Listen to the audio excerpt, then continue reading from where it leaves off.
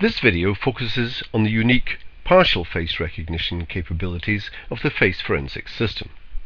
The associated video on full face recognition explains the layout and functionality of the overall system and how to connect to existing databases.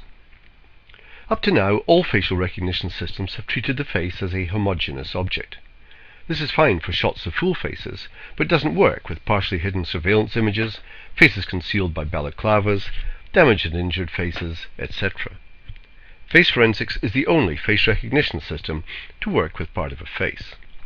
Let's look at how it works. First of all, we'll capture a partial face. For this demonstration, we're going to use the face of Brent Messenger. We'll crop out the left side of his face as we look at it.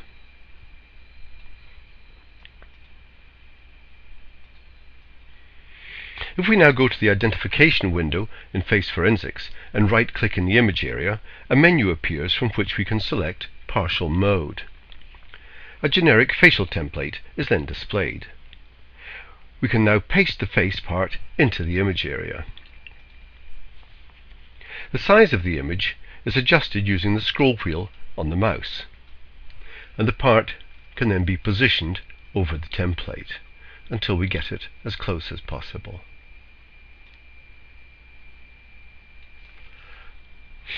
To help us in this, there's a slider on the right hand side which displays either the template or the partial so that we can make sure that one is truly fitted over the other.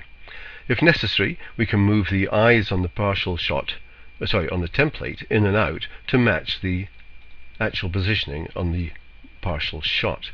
Similarly, we can move the nose up and down until we've got the whole image as realistic as possible. At this point, we can set the eye centers manually, once again with the mouse. Click the Recognize button, and Brent Messenger comes up. Numbers 1, 2, 3, 4, and 5.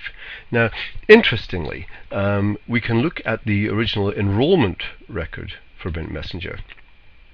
And if we do that, we'll see that there are actually 5 images of him, and that Face Forensics has picked every one out of its database of 6,000 images.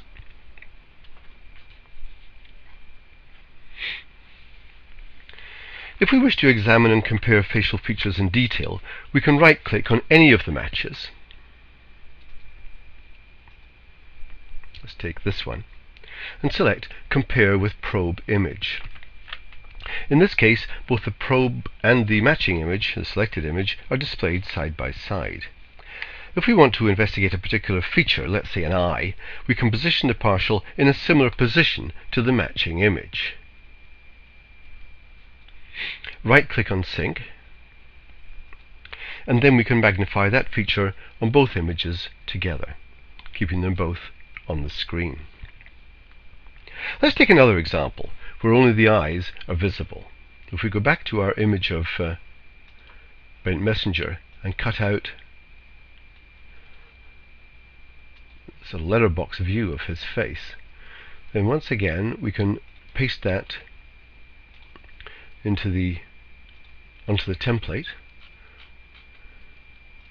map it onto the face, select the eye centers, and click Recognition. And in this case, once again, it's found all 5 images out of the 6,000. It's perhaps worth emphasizing at this point that results generally may not be quite as good as this, but nonetheless what will happen is that you will get the face, or should get the face, appearing in the top images, so the top matches that are displayed. Now what we can also do here is we can compare a particular feature on the face between the probe and the matching image in a slightly different way. Let's take this image here and we'll say Compare with Probe. Now in this case we can select a particular feature. Let's say it's the left eye once again, or the right eye as we look at it.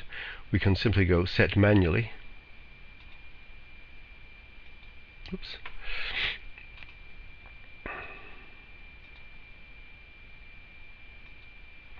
And then Face Forensics will keep that feature in the center of the of the image area so that you can zoom in and out while keeping both images on the screen. It's worth emphasizing that the purpose of all one-to-many face recognition systems is to narrow down the list of possible matches from something that's unmanageably large to a number that an officer can comfortably deal with. Partial face recognition is no exception. Because there's less information to work with, the confidence in the match is likely to be less, and the investigating officer may have to look further down the list of possible matches. Nonetheless, the system will substantially reduce this list to a manageable number. Partial face recognition means that face recognition can now be used with partially hidden surveillance images, partially concealed faces, injured faces, faces covered by balaclavas, etc. Face forensics, with its unique partial face recognition capability, is the next generation of face recognition technology.